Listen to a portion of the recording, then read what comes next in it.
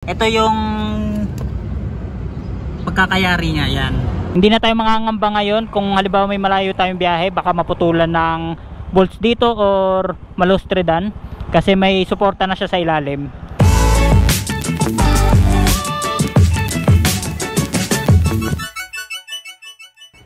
So yung guys, paggagawa natin ng bracket yung pipe natin.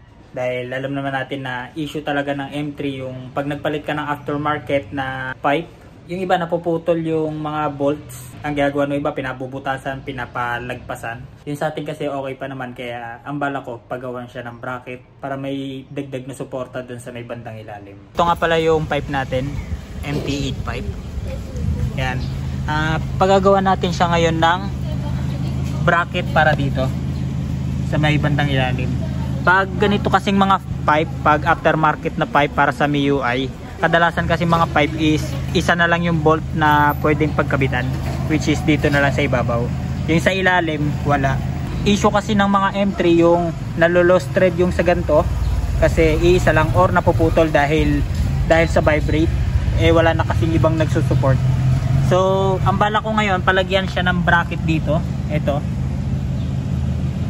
Yan. Yung stock natin is meron talaga siyang kabitan ng tornilyo dito.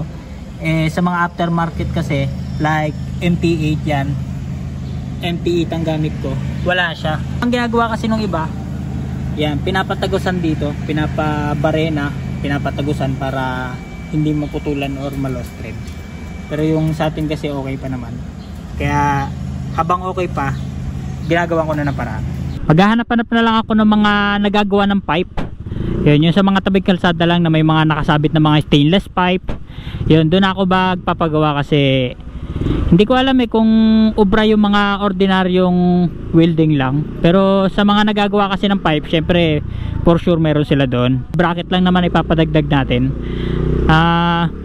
Mahirap na kasi gawa ng, ang biyahe kasi natin palagi is malayuan.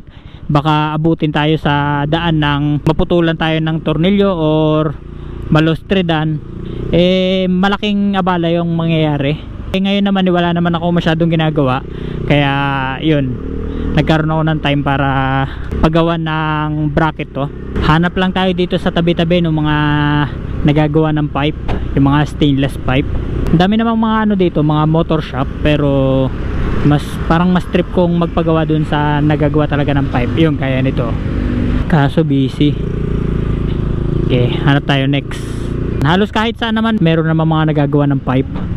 Yan, dito tayo. Try natin dito.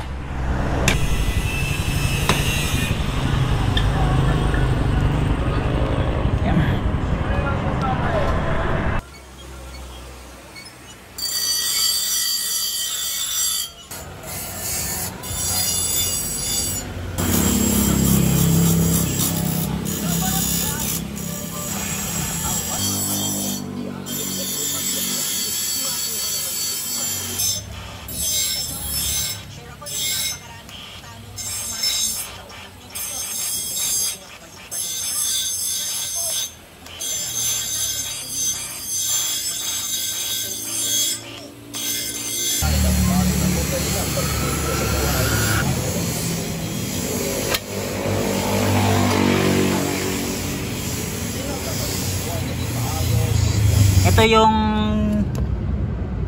pagkakayari niya, yan. Ito guys yung ano, yung pinag-weldingan niya. Ayan o. Ayan, medyo maganda yung pagkakalapat ng ano, ng bakal, tsaka ng pagkaka-welding. Yan, tapos ayun yung sa may tornilyuhan. Dalawa na yung suporta niya kapag halimbawa, pero wag naman sana malos thread tong ibabaw na to, may suporta na siya sa ilalim.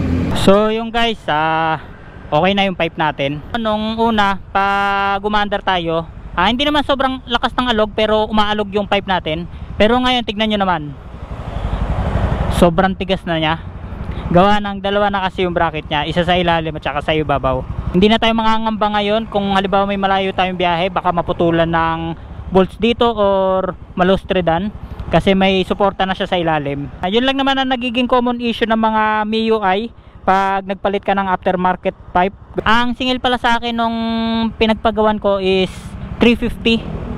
Ayan, 350 lang kasama na yung bracket at saka labor. Okay na rin. Maganda naman yung pagkakasinta niya dun sa mismong pipe. Maganda yung pagkaka-welding. Hindi yung mga normal na welding machine lang ang gamit. Kung mapapansin nyo, wala nang alog yan. Hindi to, unlike nung wala pa siyang bracket sa ilalim, talagang gumagalaw.